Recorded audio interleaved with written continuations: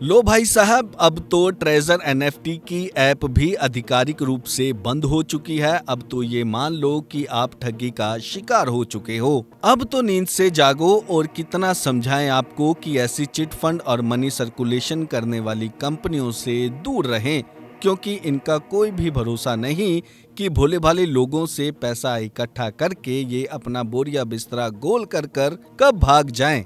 ये आपको बताना इसलिए भी जरूरी है क्योंकि अब भी लोग इसी उम्मीद पर बैठे हुए हैं कि शायद उनका पैसा, उनके गाढ़े खून पसीने की कमाई वापिस आ जाए। अब तो उम्मीद भी टूट चुकी है और फाइनली ट्रेजर एनएफटी की ऐप बंद हो चुकी है। ऐसे में अब समय आ चुका है उन लोगों को सबक सिखाने का जिन्होंने आपके साथ ये धोखा किया है। अभी उठें और जाएं अपने नजदीकी पुलिस स्टेशन में और शिकायत दें उन लोगों के खिलाफ जिनकी वजह से आपके पैसे डूब चुके हैं। और एक बात, सिर्फ ट्रेजर एनएफटी ही नहीं, इसके अलावा ऐसी बहुत सी और कंपनियां चल रही हैं जहां आपको बड़े बड़े सपने दिखाकर आपको फंसाने की प्लानिंग चल रही होगी। ऐसी ठग कंपनियों से सतर्क रहें और अपने आप को ठगी का शिकार होने से बचाएं। अगर ऐसी ठग कंपनियों के प्लान लेकर कोई भी एजेंट आपके पास आता है और बड़ी बड़ी बातें करता है तो सबसे पहले उससे उस कंपनी का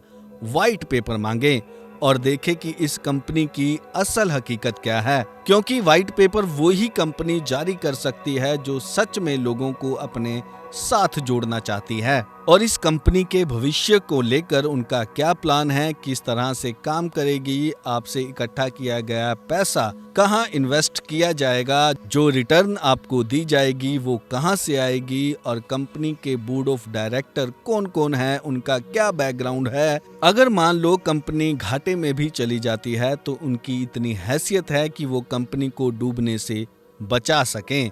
और सबसे अहम बात, उक्त कंपनी की वेबसाइट, जहां से ये पता चल जाता है कि एक रात में ही तो ये कंपनी नहीं बनाई, जिसका मकसद सिर्फ आपको ठगने के अलावा और कुछ नहीं है।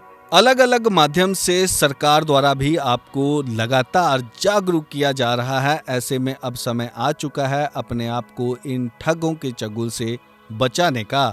जब तक आप जागरूक नहीं होंगे तब तक ये लोग आपको इसी तरह लूटते रहेंगे जिस तरह ट्रेजर एनएफटी ने आपको लूटा है।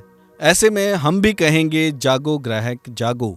न्यूज डेस्क से प्रहलाद संगेलिया की रिपोर्ट, डेली इंडिया न्यूज।